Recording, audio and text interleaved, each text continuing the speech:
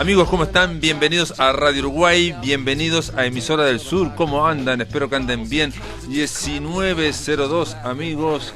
Hace frío, mucho frío en la ciudad vieja. Realmente, digamos, hay un viento helado. Si ayer yo me quejaba, bueno, en realidad, si el de ayer estuviera hoy, diría que realmente frío hace hoy. Hoy realmente hace mucho frío. Pero bueno, aquí en la radio no, y estamos en la máquina de pensar, estamos con Carolina de Cuadro en la puesta a punto y con Javier Lasval. ¿Cómo le va, Javier? Operando ahí los controles de la máquina de pensar del día de hoy. Hoy vamos a estar hablando de poesía, de ensayo y de novela, porque vamos a llamar a Maldonado para hablar con Fernández de Palleja en su columna, en la columna Bicéfala, junto a Pedro Peña. Los dos tienen una columna que se llama Fahrenheit 450 aquí en la máquina de pensar. Pero les dije que iba a hablar de poesía y que íbamos a hablar de ensayo, y está con nosotros el poeta, escritor, colega, hombre de la casa, del programa El Mural, Luis Marcelo Pérez. ¿Cómo le va? ¿Anda bien? Un gusto, gracias por la invitación, y en estos tiempos de distanciamiento estamos a 2 metros, realmente. Bueno, te voy a decir que creo que debe ser el primer invitado de la máquina de pensar desde marzo, ¿no? Creo que el primero que viene acá, ¿no? Qué honor, gracias. Desde el 13 de marzo no hubo... Ayer entrevistamos a Nelson Díaz y pensé que Nelson Díaz iba a venir, porque Nelson también anda por acá, sí, pero estaba en el cerro y no le cuadró. Así que vos, Luis Marcelo Pérez, sos el primer invitado presencial de la máquina de pensar desde que comenzó esta pesadilla que es la pandemia el 13 de marzo, ese viernes 13 de marzo, ¿no? En realidad que empezó el lunes ahí. Tan signado, ¿no?, por la preocupación, y bueno, y después realmente, ¿no? Veíamos lo que veíamos por el mundo y bueno. Sí, que Uruguay no lo ha tocado, yo sé que se dice una y otra vez, y lo ha tocado mínimamente, y esas cosas que tiene esta pandemia, que es, primero, la ciencia y la tecnología no previeron que podía ocurrir una cosa así, y tampoco prevén cuándo ni cómo se va a salir. Ahora se empezó a ver cómo se saldrá, pero no parece que se va a volver exactamente a como estábamos antes. En cambio, en Uruguay pasan cosas rarísimas que tampoco son explicadas por la ciencia y la tecnología. A mí me interesa, Luis Marcelo, un poco, porque vos sos alguien muy vinculado al exterior. No suelo conversar con uruguayos que estén tan vinculados como Luis Marcelo Pérez, con Filipinas, con Chile, con Paraguay, con muchos países, Italia. Y entonces la pandemia, vos tenés vínculos, por ejemplo, con Filipinas. No sé qué está pasando con Filipinas. Filipinas tuvo un periodo de tranquilidad y ahora de vuelta otra vez está despuntando. Sí, está complicado. Está muy complicado. El rebrote, eso famoso que le dicen rebrote. Sí, ¿no? y en una sociedad aparte, tomemos en cuenta, de 110 millones de habitantes. Sí. Entonces, y el sistema de salud y el sistema es delicado, es privado, y además los polos, los centros de pobreza, donde hay pobreza real, es extrema, ¿no? Casi te diría que nosotros no llegamos a conocer en Uruguay ni en América Latina la pobreza que es en Filipinas. Claro, sí, extrema. Entonces, tal vez, no sé, en 2 metros cuadrados están viviendo, es una casa. Sí. Y ahí tenés una familia, y todos tirados en el piso y durmiendo en el piso, sí. con un lugar... Con condiciones insalubres, digamos. Y imagínate, en el piso que está sobre un metro de la tierra, del nivel del mar, tienen un agujero que por allí lo usan de baño, ¿no? Entonces, eso es un ejemplo para que tengas tú y tu audiencia, de cuál es la situación de Filipinas. Brutal. Bueno, Luis Marcelo Pérez, no solamente estás al frente del mural desde hace muchos años, del año 88, ¿no? 98. 98. Iniciamos en la Radiodifusión Nacional del Uruguay en el 92. En 92-95, con un programa que se llamó Protagonistas, que era un programa que estaba dentro Radio Educativa, con Mirta Acevedo como coordinadora del espacio. En la dirección de la radio estaba Zavala, y allí estuvimos 3 años con un programa que yo integraba el grupo de jóvenes en el Mercosur en aquella época, dentro de la Comisión Sectorial para el Mercosur. Y mi mirada siempre fue la cultura en esto que iba a pasar, en esto de ese naciente Mercosur. Sí, lo que no se sabía, digamos. Exacto, ¿no? Sí. Y yo siempre decía, una cosa son las aduanas, el, el mercado en sí de los objetos, y otra cosa es lo intangible y esto hermoso de la cultura, ¿no? Y siempre fui el que propuse, que se lo propuse a Lamprey, al canciller de Brasil, y se lo propuse también a Alfonsín en su momento, y cualquiera de los dos en distintas instancias se me reunieron en la cara, donde yo les dije, los países, las naciones, las sociedades, más que los países, ¿no? Se vinculan de otra manera totalmente distinta, diferente. Si le aporta lo social y lo cultural, lo comercial viene de segunda mano inmediato. Y ellos pensaban totalmente contrario a eso. Al revés, pensaban primero lo comercial. Y así le está yendo al Mercosur. Sí. Pero esto todo tiene que ver, porque de alguna forma en este libro que me alcanzaste, Neruda, el vigía de una isla, se menciona tu discurso, tu conferencia sobre Neruda, pero también tu vínculo con Chile, ¿no? O sea, vos estás vinculado a Chile. Sí, bueno, este libro, Neruda, el vigía de una isla, se publicó en el año 2004, en el centenario del poeta. Esa conferencia fue la que me abrió las puertas de la embajada del Ministerio de Relaciones Exteriores de Chile, donde a raíz de esa conferencia después me convoca el embajador Carlos Appelgren y Marta Chalub, que ahora es la actual, en aquel momento era cónsul, ahora es la embajadora de Chile en el Líbano. Me convocan para ser el asesor cultural de la Embajada de Chile. Quedaste vinculado como el asesor cultural de la Embajada de Chile, y aparte, digamos, quedó ese vínculo. En este libro no solamente está esa conferencia de Neruda, sino que también hay tus conversaciones con Volodya Teitelbaum o con Jorge Edwards. Jorge Edwards. Ese es el agregado y parte de la edición nueva, a la cual le sumé con la primera, que no tenía eso, solamente tenía la conferencia. Claro. Y yo qué sé. ¿Y un asesor cultural qué hace? Digamos, porque vos sos uruguayo, pero obviamente vinculado a la Embajada de Chile. La planificación de todas las actividades culturales de la embajada en el país. Era el centenario de Neruda, entonces la avenida de Volodya Teitelbaum, la avenida de Antonio Skármeta.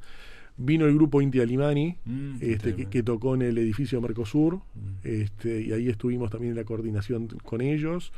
Es decir, toda una planificación, toda la agenda cultural del país, haciendo los contactos en el país de origen, haciendo los contactos y del desarrollo de la hotelería, el transporte, la amplificación, la iluminación y todos los detalles de la actividad.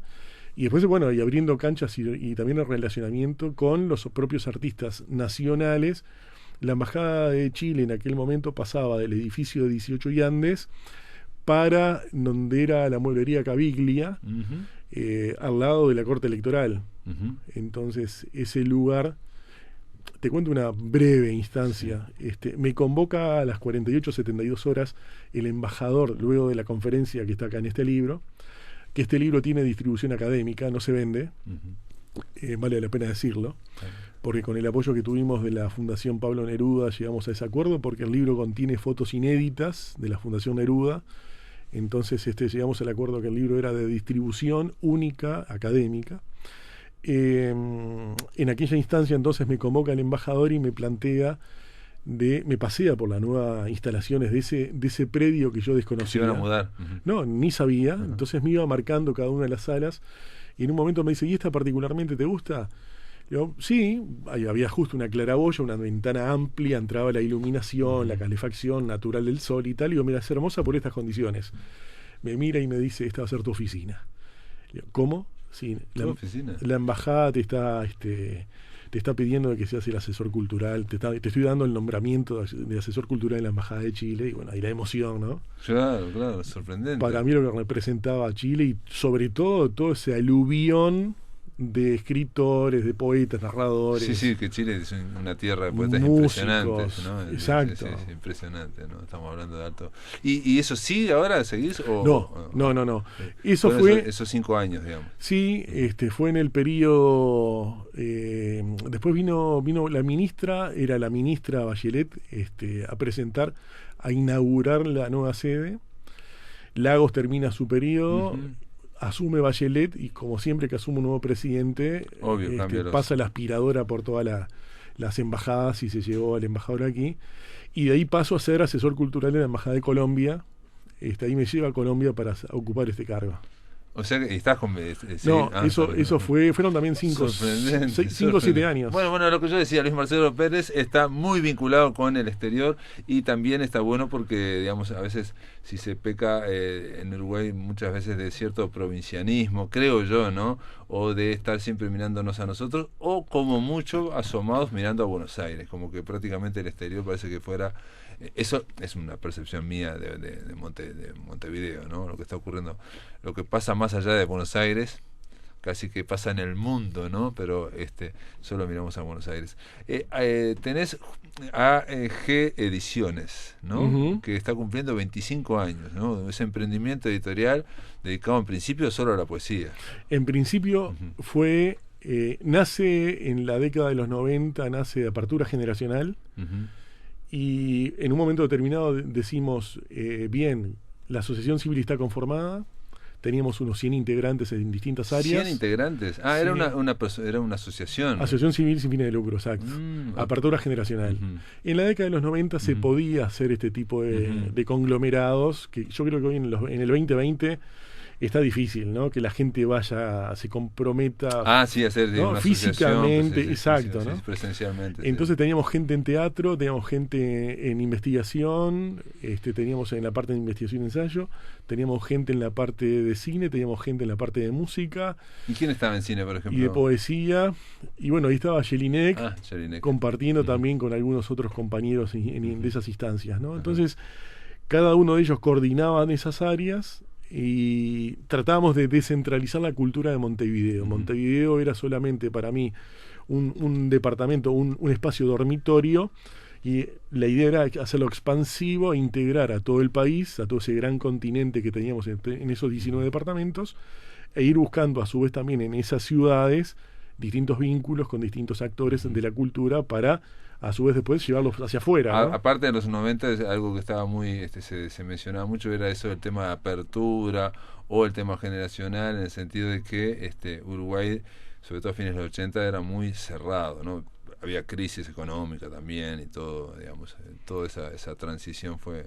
Exacto, y dentro de ese... es el recuerdo que yo tengo, ¿no? Sí. Fue bravo, ¿no? Exacto, y dentro de esa gran movida surgió la necesidad en el grupo de conformar una editorial.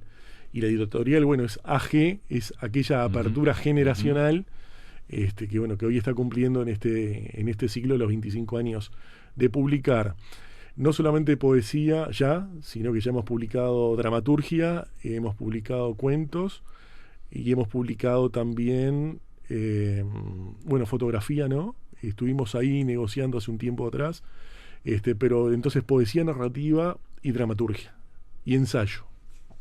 Pero quedó básicamente, digamos, la editorial, digamos, dentro de esa asociación, quedó el proyecto y, digamos, lo continuaste vos, digamos, fue vinculado a vos siempre, ¿no? Sí. O sea, esa asociación no quedó, no perduró. No, cumplió su ciclo. Por eso, como cumplió el ciclo, digamos, y estos 25 años lo llevaste vos, los últimos 20 años, en fin, ¿no? Sí, los 25 años estos la editorial la llevó adelante.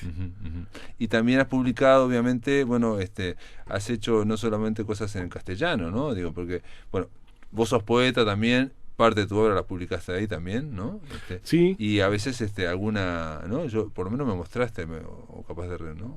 Alguna traducción. Bueno, en este caso, Desnudez, libro que trajiste, que son 2 libros, Neruda, el vigía de una isla, que sería de corte ensayístico y que tiene esa entrevista a Volodya Teltemon, y el otro es un poemario, Desnudez, que llama la atención porque es un poemario no muy extenso, pero a la vez viene traducido a 6 idiomas, ¿no? Alemán, filipino, hebreo, inglés, italiano y portugués. Cada uno de estos poemas, que son 6 poemas. Exacto, tuve la... 6 por 6, 36. Pero sobre todo se pudo hacer... Es decir, tengo traducciones a otras lenguas.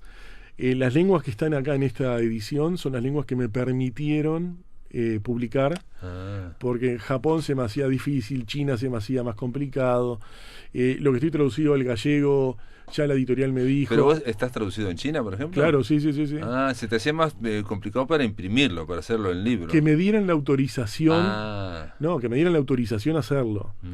Los gallegos, por ejemplo, me dijeron, bien, ya te cedimos un tema para que fuera musicalizado. Uno está bien, ya dos, por cuestión de derecho a autor. Entonces no lo incluiste. No se incluyeron muchas lenguas. Fueron las que en el libro, las lenguas que están contenidas, desde el hebreo al alemán al portugués. ¿Y siempre poemario, no? Porque digo, o tenés de otros poemarios. No, estoy traducido, tengo varios libros traducidos. Sí. Tengo varios libros. Desnudez en concreto. No, eso es una. Es una recopilación de poemas. Exacto, correcto. Es una sumatoria. Juntaste 6 poemas de los poemas que más yo les tengo más aprecio de esa época. Fueron traducidos en 6 idiomas. Exacto, que esos poemas son poemas de otros libros. Obvio. Que han sido traducidos esos libros. Claro. y que tomé ese texto. O sea que por lo menos tenés 6 libros traducidos a 6 idiomas. Y creo que tengo más. Sí, creo que tengo más. Obviamente a más idiomas por lo que estás contando, al chino, al japonés, ¿no? Eso no los contaba. El italiano, el gallego. Yo qué sé, ya a esta altura. Estamos hablando casi 10 idiomas, no es poca cosa. Sí. Sorprendente. Es que yo tengo la necesidad también. Y eso fue, no solamente solo por tu poesía, sino también por ese trabajo que yo decía de conexión con el exterior también. Sí, pero es también una necesidad de sentirme a estar en la intemperie, ¿no? El desnudo, ¿ves? Desnudez del libro. Desprotegido. Nadie me conoce. Nadie puede conceptualmente, ya previamente, sin conocerme, decir esto vale o no vale porque tal Luis Marcelo piensa, opina, actúa de tal manera. Está la obra al desnudo. ¿Ahí vale o no vale la obra? Claro, se sostiene sola. Exacto. No. Entonces, una de las discusiones que tuve, por ejemplo, con un... Yo en España estoy publicado en Cataluña, estoy publicado en Madrid, Asturias y Galicia. Y con el asturiano me dice, por ejemplo, ¿no? en una de las tantas y variadas conversaciones, tú imagínate las conversaciones que tenía con Japón o con China o con Filipinas, en los horarios donde acá son las 3 de la tarde. Sí, claro. Y allá yo tenía que ponerme el despertador a las 2 de la mañana para hablar con ellos. Y digo, muchas veces se desconoce toda esta tarea y todo este trabajo, ¿no? Obvio. Pero es divino en el hecho de que estás con un fin común, dándole a esos otros lectores que ni siquiera te conocen. Sí, inimaginable, ¿no? Ahí sí que no sabes, eso es una botella al mar, no al océano o a la galaxia, no se sabe dónde va a caer, pero sabe que en algún momento va a llegar, ¿no? No sé. Y muchas veces no vas a enterarte vos de esa llegada. Ahora, por ejemplo, me llamaron de mi editorial en Ecuador, que me estaban ofreciendo, esto es una interna, pero bueno, estamos acá hablando entre vos y yo, lo puedo decir, un 10% de las regalías.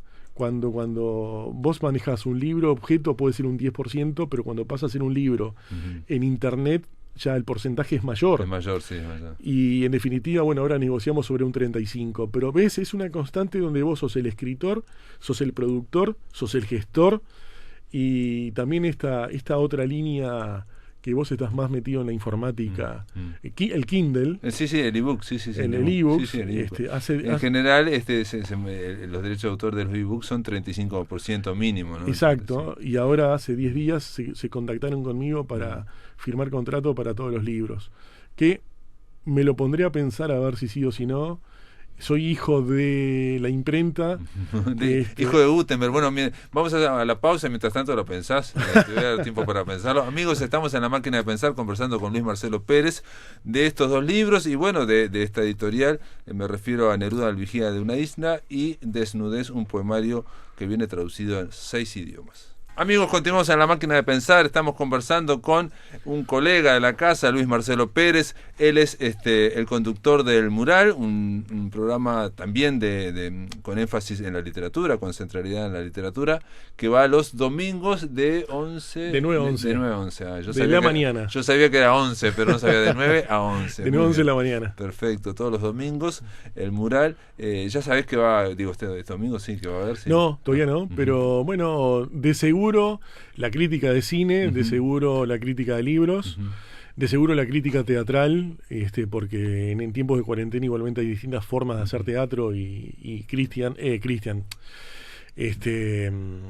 caramba, nuestra crítica de teatro, Miriam Caprile. Miriam Caprile. Se encarga a Jorge Mahfoud, también de Estados Unidos, a veces lo llamás. Exacto, Jorge Mahfoud, está Milcar Nochetti en cine. Tenemos a Yarza, al doctor Yarza, que está integrando la parte. Tenemos una columna de genealogía, y estudiamos, bueno, él sobre todo es un genealógo de primera línea, expresidente del Instituto Nacional de Genealogía. Y por esos rubros vamos a andar este domingo. Perfecto. Bueno, y entonces estábamos hablando de estos dos libros, Neruda, el vigía de una isla, que vos me decís que tiene distribución académica, ¿no? Para aquellos que están interesados, pero ¿qué significa, digamos? Sin costo, no lo vendo, no se vende. Perfecto. El libro no se vende, es de distribución académica. Aquellos interesados que les guste, bueno, puedes llamar acá a tu programa o al mural. Estamos abiertos para darles una publicación del libro, que contiene, como tú decías, una entrevista a Volodya Teitelbaum. Volodya Teitelbaum fue amigo durante 40 años de Neruda. Hombre del Partido Comunista. Secretario general del Partido Comunista, senador. Que yo cuento en el libro, cuando lo recibimos en Montevideo, le digo, Volodya, mire, esto fue mi conferencia sobre Neruda y tal. Me gustaría que lo lea y a ver qué le parece. Entonces se me acerca Jimena Pacheco, su secretaria, y dice, bueno, pero el señor Volodya Teitelbaum está muy ocupado, ya tenía sus años, ¿no? Sí. En la foto, bueno, también lo muestra. Está muy ocupado y no sé si podrá hacerle algo. Ahora nos estamos yendo para Europa de gira, y después Estados Unidos, y bajamos para México, Colombia, Perú. Él se me acerca, me toca la mano y me dice, como los grandes hacen, ¿no? Y dice, quédese tranquilo, Pérez, en una semana le respondo. Pasándole por encima a la secretaria. Sí. Esas cosas son maravillosas, ¿no? Claro. Jorge Edwards hablando, es una entrevista mucho más larga que también contiene el libro. Puse un fragmento, sobre todo la intervención. El Partido Comunista de Chile quiso exhumar el cuerpo de Neruda para ver si... No, y eso todavía está a la vuelta, una y otra vez, la gran pregunta o la gran intriga de si Neruda fue o no fue envenenado hasta el día de hoy. No sé si ahora se ha terminado el dilema, el debate, pero una y otra vez se está con ese tema. Y bueno, lo que te dice Jorge Edwards es otra visión, ¿no? Jorge Edwards era diplomático en París y luego estuvo con Neruda. Era el secretario de él. En la embajada, porque él era embajador en París del gobierno de Salvador Allende. Exacto, y ahí es donde él se entera. Es muy, muy linda la intervención. Él, por sus contactos diplomáticos, se entera que Neruda va a ser Premio Nobel de Literatura. Entonces lo enfrenta a Neruda y le dice, Pablo, si mañana tú sales premiado,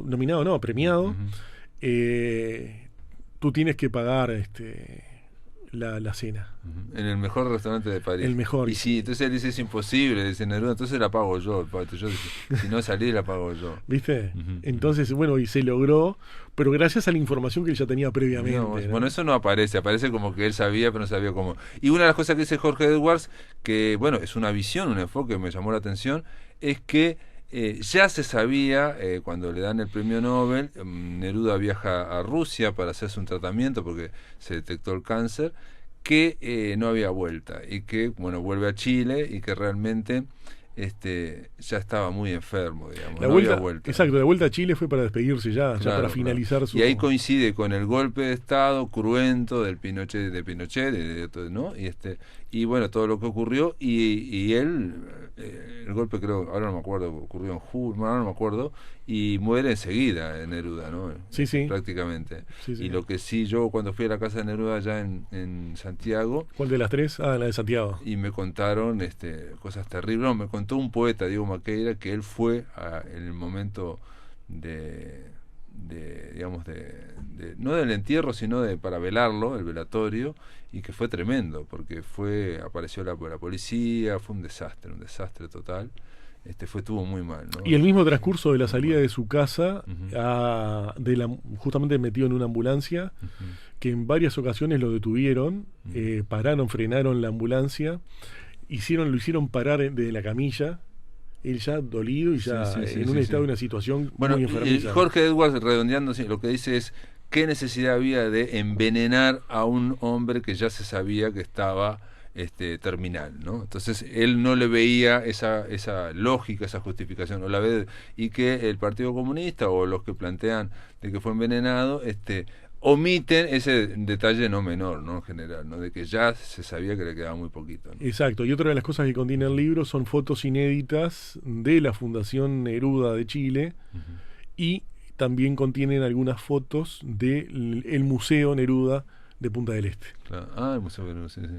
Pero fundamentalmente las fotos inéditas, fotos de Neruda niño, que las fotos están en mal estado, pero igualmente tratamos de buscarle la vuelta para que aparezca lo mejor posible, y Neruda con sus diferentes mujeres, por lo menos las conocidas, claro. de ese buscador de la palabra y de las emociones tan particular como fue Neruda, ¿no? Un hombre dijo, y eso lo recogés vos, un hombre, Lorca dijo que Pablo Neruda era un hombre más cercano a la sangre que a la tinta, ¿no? Sí, ¿no? Sí, yo creo que sí. Yo creo que sí. Un hombre muy vital. Y también hay otro Alonso, Damaso Alonso, que dice que Neruda veía la disgregación en todo, que todo se estaba disgregando, ¿no? Todo estaba...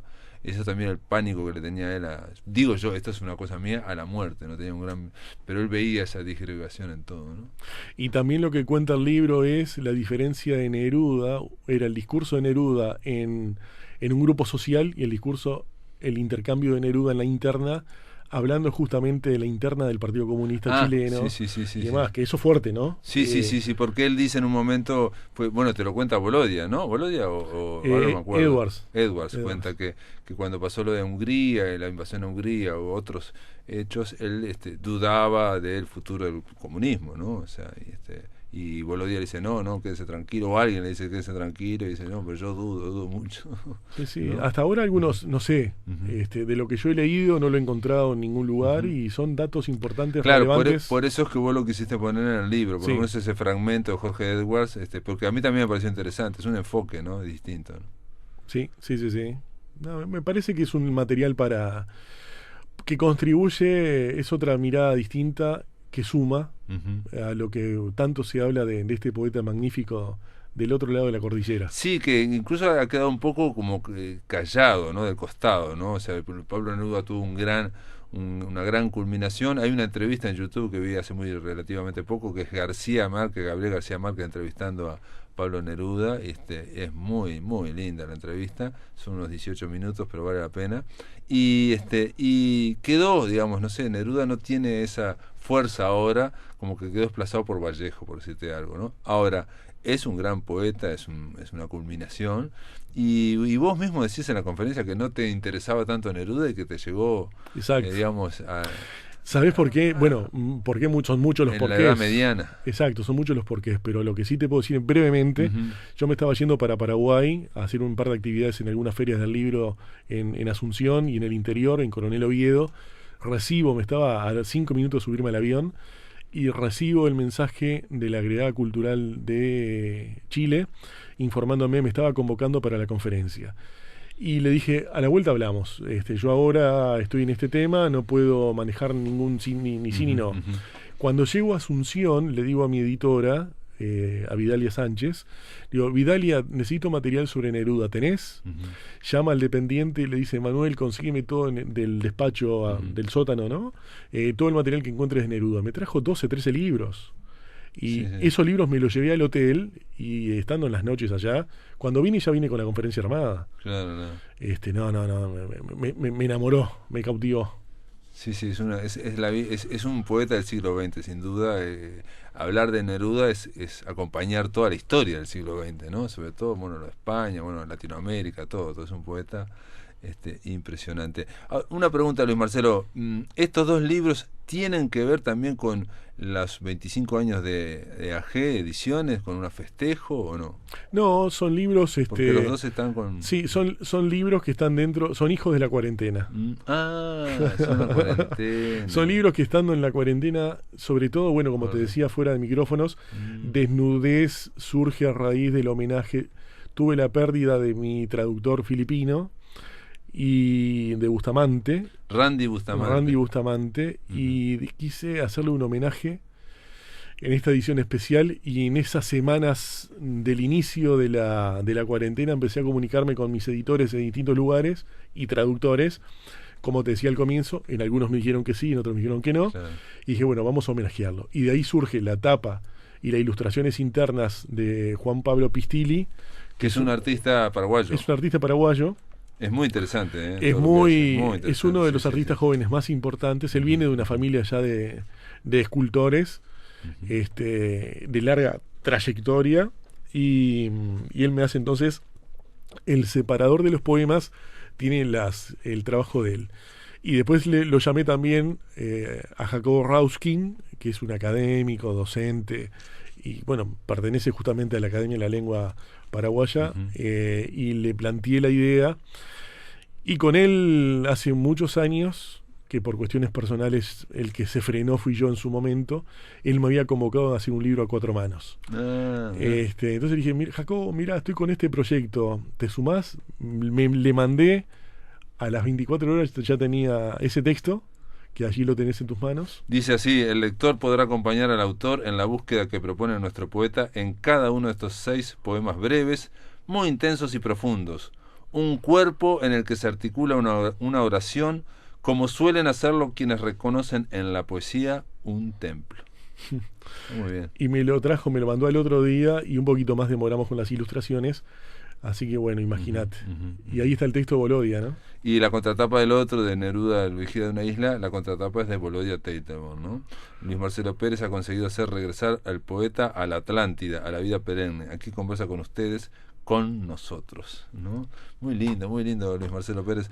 Bueno, nada, felicitaciones y felicitaciones a no solamente por estos 2 libros, y en el caso de poesía está distribuido. Sí, el de poesía lo distribuye Guzzi Libros, así que está en todo el país. Correcto. Y el otro, como te decía, que llamen a tu programa. Vale. Algún oyente que tenga ganas de conocer y descubrir algo más del libro sobre Neruda, El vigía de una isla, que bueno, tomándole los datos, nosotros nos hacemos responsables de enviárselo. Perfecto, bueno, muchas gracias. Y bueno, hay que decir que Desnudez, reitero, son 6 poemas breves, pero muy intensos, y bueno, vienen con esa contratapa que les leí. Y nada, felicitaciones a IKG por muchos años más, ¿no? Como se dice, muchos años más. Ahora estamos trabajando ya en el último segundo, te cuento que en breve, ya en 2 meses, si no 3, estamos presentando el libro Biografía sobre Julio César da Rosa. Julio César da Rosa, que se cumplen, ¿no? Los 100 años. 100 años Exacto, el natalicio. Bueno, ya hablaremos de eso. Gracias por estar en la máquina. Gracias a vos y saludos a todos los oyentes. Muy bien, esto quiere decir que del otro lado de la línea, ya en Maldonado, está Fernández de Palleja. ¿Cómo le va, Fernández? ¿Anda bien? Pero espectacularmente bien, disfrutando de estos días tan a tono con la época, ¿no? Sobre todo, invierno, como tiene que ser. Sobre todo en Maldonado, que me imagino que el viento casi no se debe ni notar. No, en absoluto. La verdad que tenemos un clima de lo más benigno. Pero bueno, hace frío en Uruguay, hace frío en el sur de Brasil. Y bueno, exacto, y hace frío en Maldonado, pero no nos vamos a quedar quietos por eso. Y vamos a hablar de Brasil. ¿De qué nos trajo? Vamos a hablar de Brasil, pero nos vamos a mover no tantos kilómetros, nos vamos a quedar en Rio Grande del Sur, en nuestra zona de la estética del frío, también ya, como lo defendía Víctor Ramil, en una tierra donde hiela. En este momento, en la zona donde se ubica la novela de la que voy a hablar hoy, seguro que hubo heladas, casi, o sea, lo aseguraría. Voy a hablar y me llamó la atención una cosa. En la propaganda que pone La máquina de pensar, dice la última novela de Érico Veríssimo. Entonces cualquiera pensaría, Incidente en Antares se llama, cualquiera pensaría que se trata de un lanzamiento editorial, que se trata de una novela que acaba de editarse. Es cierto que es la última, aunque es del año 1970, ¿no? Claro. Pero vos sabés que me quedé pensando, dije, ¿podrá considerarse un libro actual? Y me dije que sí, que realmente es un libro que se lee con los ojos de hoy, se lee muy bien, y se lee y se encuentra en ese libro muchas claves de lo que puede ser muchas de las cosas que pasan en Brasil y en Rio Grande, por supuesto. Vos decís que de alguna forma también anticipa o se puede leer la realidad brasilera. Y viste, eso de conocer la historia es conocer el presente, viene quizá un poco por ahí. Para ubicarlo, Érico Veríssimo, posiblemente mucha gente que tenga cierta vinculación con la cultura brasilera o gusto por Brasil y que lea cosas brasileras, o la gente que estudia portugués, es muy posible que haya leído a Luis Fernando Veríssimo. Luis Fernando Veríssimo es un cuentista, humorista, cronista, también músico de jazz, aficionado más que nada, gaúcho, nacido en Porto Alegre, estuvo viviendo un tiempo en Estados Unidos, destacadísimo en la literatura brasilera. Los libros de Luis Fernando Veríssimo se venden a toda velocidad, se encuentran, es difícil encontrarlos porque la gente se los lleva muy rápido. Pero este no es Luis Fernando Veríssimo. No te impacientes, vamos a hablar de Érico. Pero Luis Fernando, también de pasado les recomiendo a Luis Fernando, que tiene, por ejemplo, las historias del analista de Valle, que es un psicoanalista gaúcho que recurre a métodos drásticos para curar a sus pacientes. Por ejemplo, dice, loco se cura en un lazo, es como que todos los lazazos, es machista, y bueno... Luis Fernando Veríssimo es el hijo de Érico Veríssimo. O sea que se da algo que sucede en Brasil, y es que un gran escritor o un gran artista es hijo de otro gran artista, ¿no? Así como sucede con el músico Gonzaguinha, que es hijo de Luis Gonzaga, en géneros diferentes, geniales ambos. En este caso, este es hijo de Érico Veríssimo, que es un escritor completamente diferente y que a mí me gusta más. Yo en realidad encontré primero a Luis Fernando Veríssimo, y cuando me encontré con Érico, la verdad me pareció haberme encontrado con un enorme escritor de una talla que, bueno, que puede competir a nivel mundial, realmente. Y me llamó la atención que nunca había escuchado hablar de él, y lo encontré en un viaje que hice al sur de Brasil, y bueno, pedí unos libros de Luis Fernando Veríssimo, y un librero me dijo, tenés que leer a Érico, que es mejor. Dije, ¿será mejor? ¿En serio? Sí, es mejor. Y realmente es un escritor espectacular.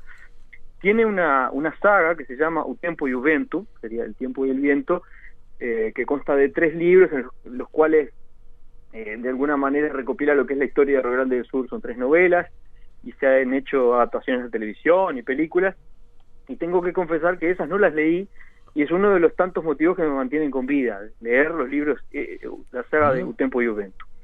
Pero concretamente el día de hoy voy a hablar de un libro que se llama Incidente en Antares. Se lo pronuncio así, Incidente en Antares. Antares, ¿te suena? ¿A qué te suena Antares? Antares, yo me imaginaría un pueblo mítico. Bueno, es un pueblo mítico. Antares es está la estrella Antares que está ahí. Antares es la estrella, claro. Sí. Y en mirá, y en la película de Ben-Hur, él se encuentra con un árabe que tiene 6 caballos espectaculares que los va a correr en la mítica carrera final, y cada uno tiene el nombre de estrella, y uno se llamaba Antares, otro Aldebarán. Mirá vos, lindo complemento.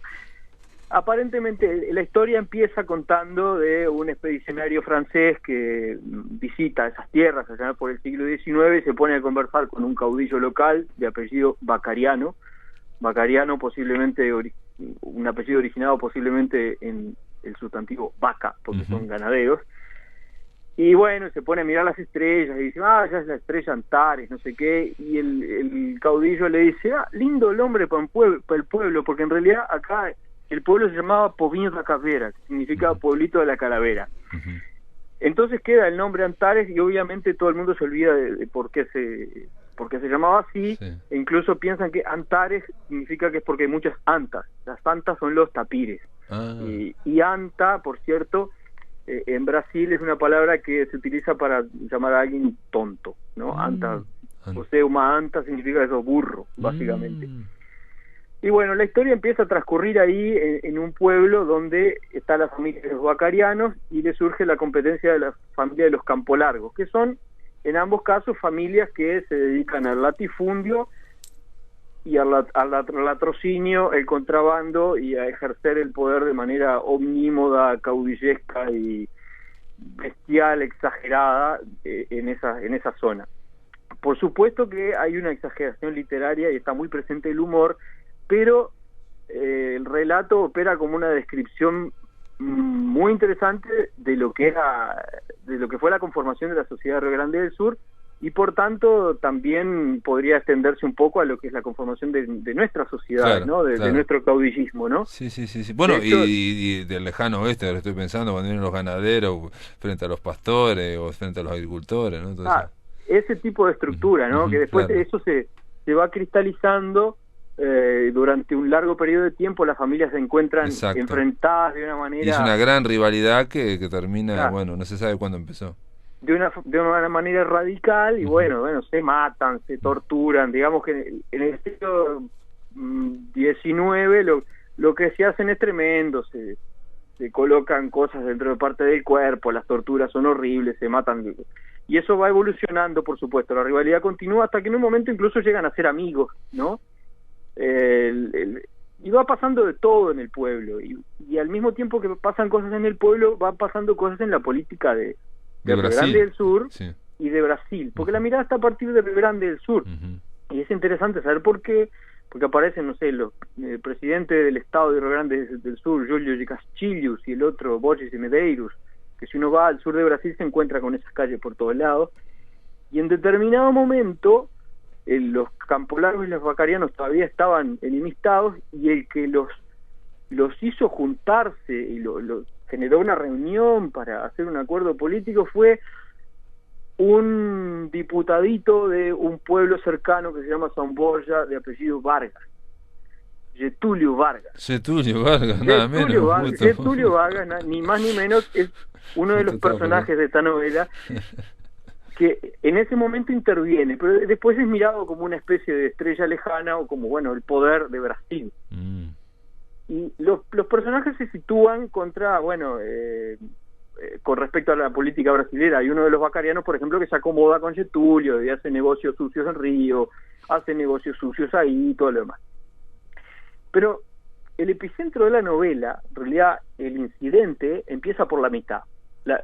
La primera mitad es muy entretenida, por supuesto, pero el incidente empieza algo así como un día de diciembre, un 11 de diciembre, en el cual se murieron 7 personas. El mismo día se murieron 7 personas. Pero, digo, de muerte natural.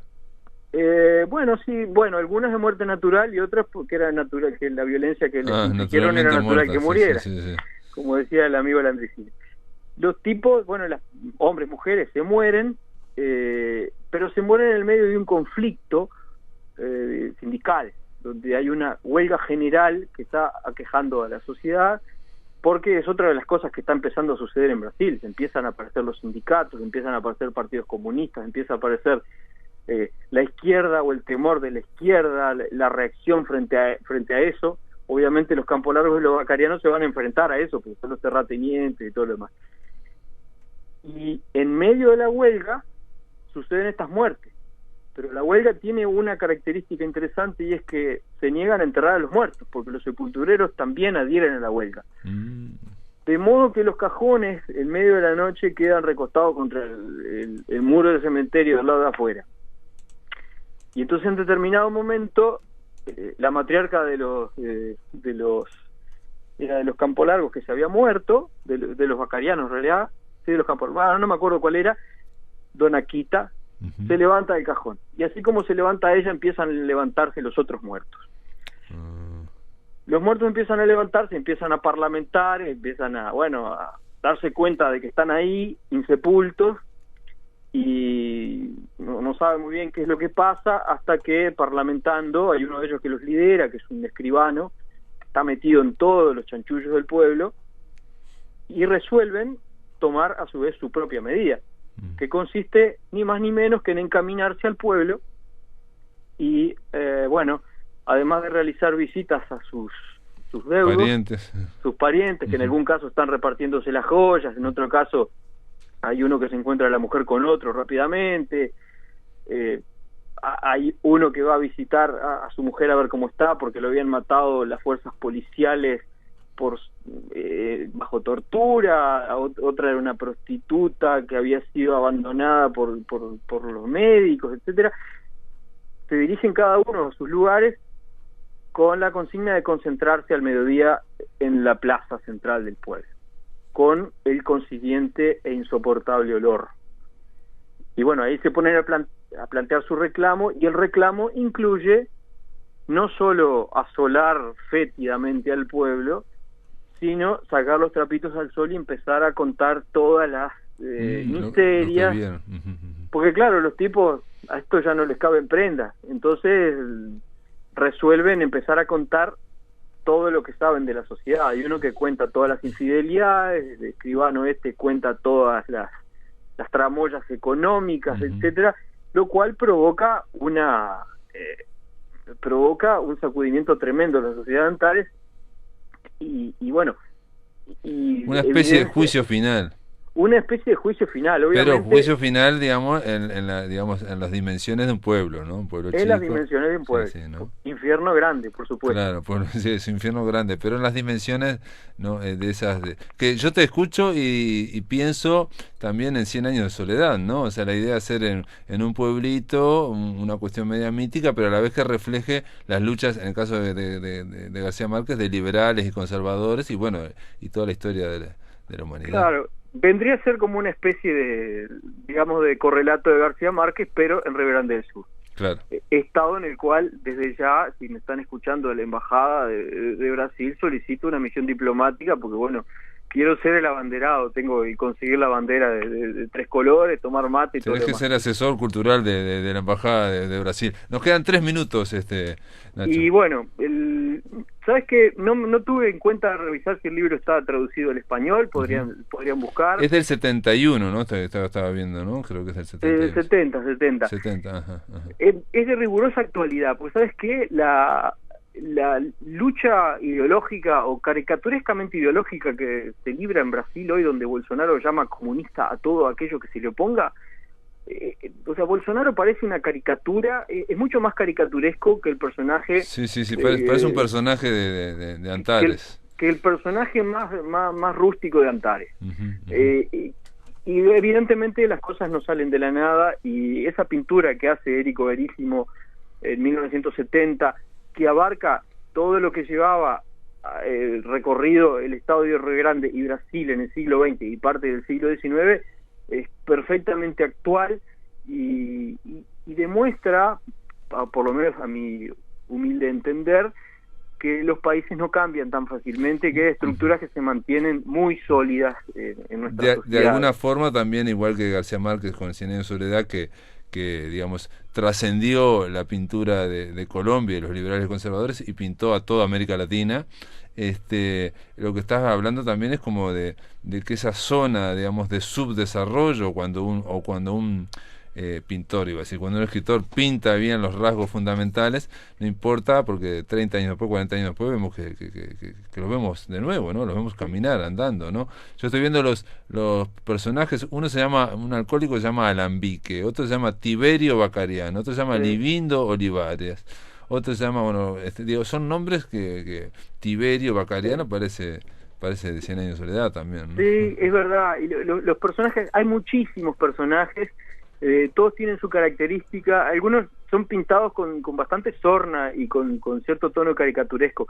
Hay mucho humor, a tal punto hay humor que en determinado momento hay un investigador que va al pueblo, un sociólogo, a hacer una investigación enorme que hacen en el pueblo, y el investigador habla con una de las matriarcas, y la matriarca le pregunta por algunos escritores, ¿no? Y entre ellos le pregunta por Érico Veríssimo. Claro. Y la matriarca le dice que sí, que bueno, que parece que escribía bastante bien, pero que en realidad no sabía nada de nuestro campo y que se notaba que era de ciudad. Claro, porque te estoy viendo también los nombres. Joao Paz es un joven pacifista. Erotilde es una prostituta víctima de tuberculosis. Otro se llama Menandro Olinda. Menandro Olinda, es un pianista romántico que se suicida. Cicero Branco es como Cicerón Branco, ¿no? Y encima es Cicerón Branco y es abogado.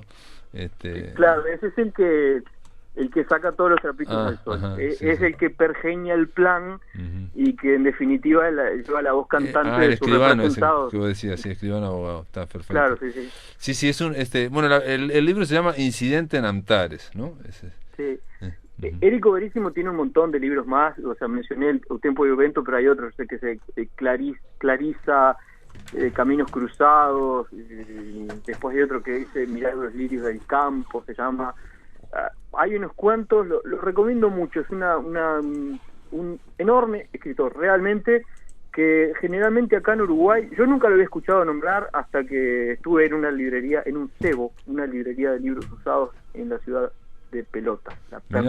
Y bueno, y es lo que tiene Brasil, ¿no? Que Brasil parece que, digamos, Brasil y el resto de la América, digamos, que hablamos en español, parecemos siempre que estamos espalda con espalda, porque digo, con todo esto que estamos conversando de las afinidades con 100 años de soledad, que digo, me imagino yo, no leí ninguna, sin embargo no tuvo trascendencia al lado del castellano, ¿no? Probablemente en Brasil sí, pero acá no. Para cerrarlo en 30 segundos o menos, es más cercano, verísimo, a nosotros que García Márquez. Bueno, el problema es que está en portugués, pero... Frase un poco desafiante que larga aquí Fernández Palleja, pero bueno, veremos. Otro libro que tendría que traducir Fernández Palleja es otro llamado que hacemos a los editores. Solo preciso un capitalista. Solo preciso un capitalista. Bueno, gracias por estar en la máquina de pensar, Bueno, gracias como siempre, Pablo, un abrazo y nos vemos dentro de 2 semanas. Muy bien, Érico Verísimo quedó presentado por Fernández Palleja. Reitero, el libro se llama Incidente en Antares. Mañana, amigos, vamos a estar conversando con Ana Inés Larreborges, directora de la revista de la Biblioteca Nacional, sobre el último número de esa revista, que es un número doble, porque habla de las polémicas entre escritores y también de las afinidades. Y luego, en la columna de Andrea Arismendi, nos va a traer el último libro, digamos, sí, póstumo, de Rosario Blefari, que ella falleció, se llama El Diario del Dinero.